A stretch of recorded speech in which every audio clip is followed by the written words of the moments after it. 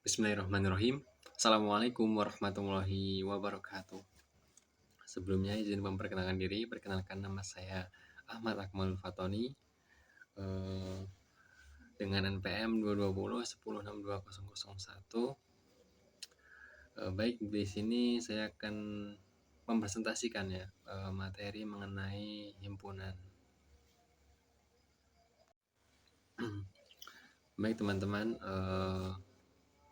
jadi dalam himpunan dapat dibayangkan sebagai kumpulan benda-benda yang terdefinisi dengan jelas dan dipandang sebagai suatu kesatuan yang utuh dengan terdefinisi yang jelas itu maka dapat ditentukan dengan jelas apakah suatu objek itu termasuk anggota suatu himpunan atau bukan.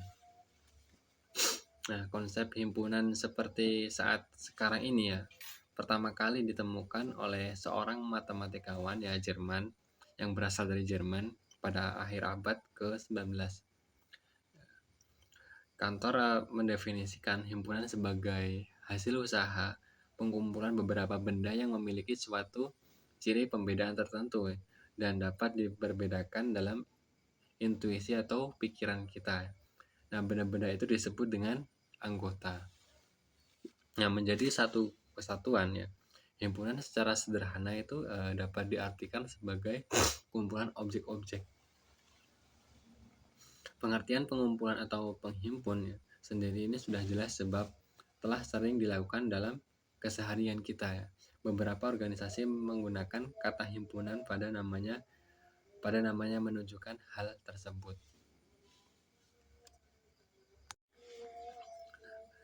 Baik, selanjutnya untuk konsep himpunan. Nah, himpunan itu adalah kumpulan objek atau benda yang didefinisikan secara jelas, di mana setiap anggotanya dapat dibedakan dari yang bukan bagian dari himpunan tersebut. Pengertian himpunan dan menjadi anggota suatu himpunan itu merupakan konsep dasar dalam semua cabang matematika. Secara intuisi, himpunan dipandang sebagai kumpulan objek-objek yang didefinisikan secara jelas.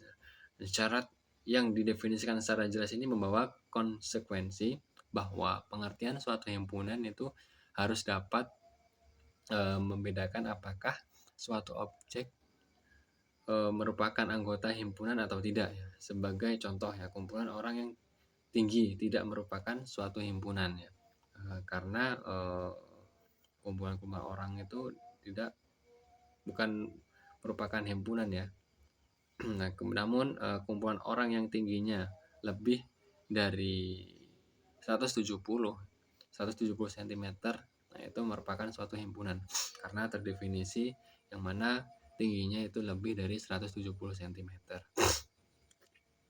Nah, kumpulan seperti inilah yang disebut dengan didefinisikan dengan jelas pada umumnya. Nah, himpunan ini dilambangkan dengan huruf kapital A, B, C, D, dan seterusnya. Nah, sedangkan untuk anggotanya itu suatu himpunan baik nyata maupun abstrak dilambangkan dengan huruf kecil A, B, C, D, dan seterusnya.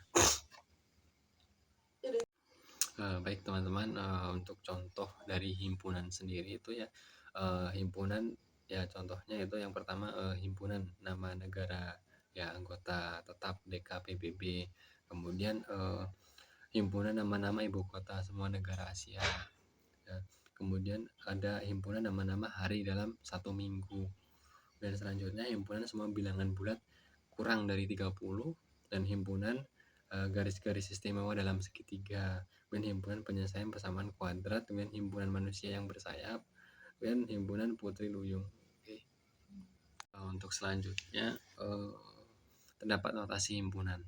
Yang pertama, cara pendaftaran atau bentuk tabulasi.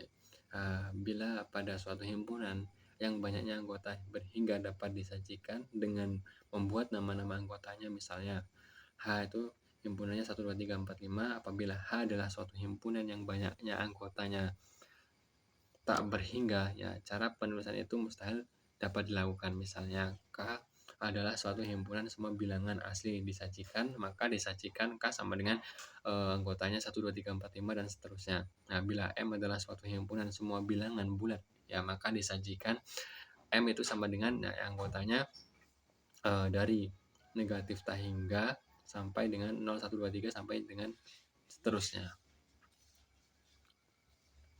Kemudian yang kedua, itu ada cara perincian atau notasi pembukaan himpunan. Cara penulisannya ya, cara penulisannya itu dilakukan dengan menunjukkan suatu anggota sembarang ya, dari semua pembicaraan sebagai variabel keanggotaannya. Nah, misalnya semesta pembicaraannya itu S ya, sedangkan variabel dari S disajikan dengan huruf X. Maka notasi diucapkan himpunan X demikian sehingga X mempunyai sifat tertentu. Nah, contoh K adalah himpunan suatu bilangan real yang terletak di antara 0 dan 1. Dengan notasi K sama dengan X. Nah, ya ini tanda ini maka diucapkan di mana X itu lebih dari 0 dan X kurang dari 1. Nah, kemudian X itu merupakan bilangan real ya. Seperti itu teman-teman. Kemudian cara khusus nih, misalnya ya M itu sama dengan yang anggotanya motor si Namang, kemudian buku si Nining, tas si Nonong, laptop si Neneng. Nah, perhatikan H. Nah, itu maka H itu adalah himpunan yang mempunyai anggota yaitu 5, ya mana ditulis H sama dengan 5. Nah, meskipun bilangannya 5, H tetapi tidak sama dengan H ya. Karena di situ terdapat anggotanya ya, yang mana ada motor, buku, tas, laptop ya. Mana itu bukan satu jenis lah ya. Dan teman-teman selanjutnya ada diagram Venn atau Euler. Dalam pembahasan teori himpunan, semua himpunan yang ditinjau sebenarnya adalah himpunan bagian dari sebuah himpunan tertentu ya. Himpunan tertentu itu dikenal dengan sebutan himpunan semesta. Himpunan semesta itu biasanya diberi lambang dengan huruf kapital S ya, mana mengartikan semesta atau U, universe of discourse ya, dan umumnya digambarkan dengan sebuah persegi panjang. Sedangkan himpunan bagian-bagiannya dilukiskan dengan sebuah kurva tertutup sederhana, misalnya lingkaran atau bentuk elik. Oke, dengan demikian sebuah himpunan dapat disajikan dalam dua bentuk, yaitu bentuk notasi ada 3 ya, dan bentuk diagram.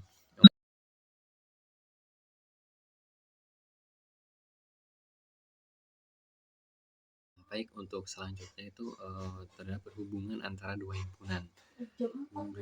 Yang pertama itu himpunan bagian.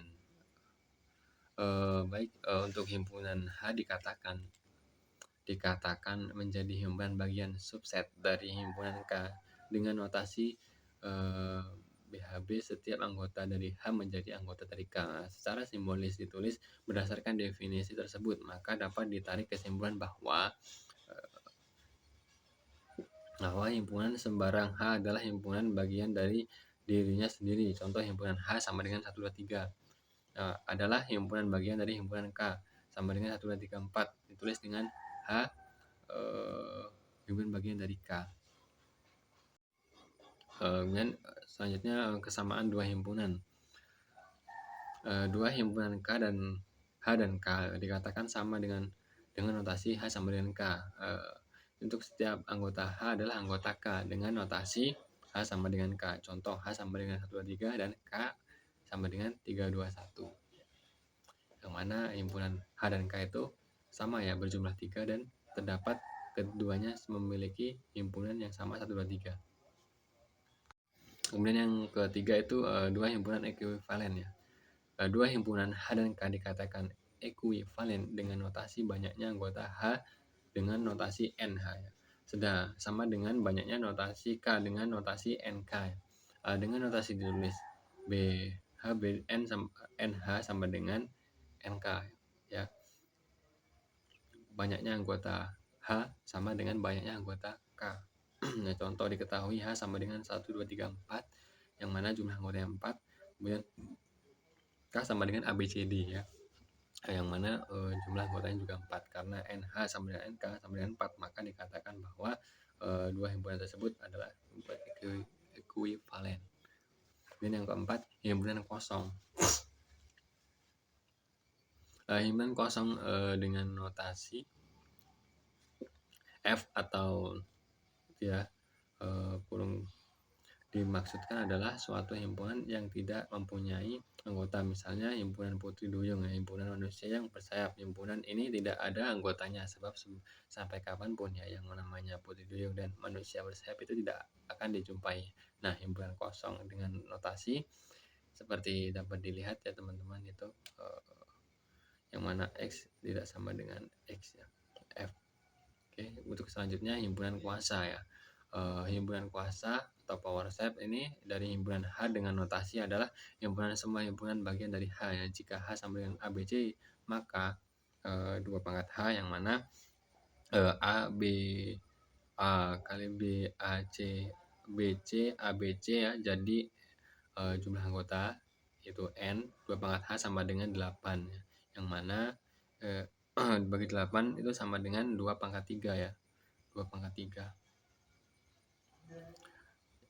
Oke, baik teman-teman semuanya, mungkin cukup sekian dari materi yang dapat saya sampaikan. Kurang dan lebihnya saya mohon maaf. Saya akhiri. Wabillahi taufiq walhidayah. Assalamualaikum warahmatullahi wabarakatuh.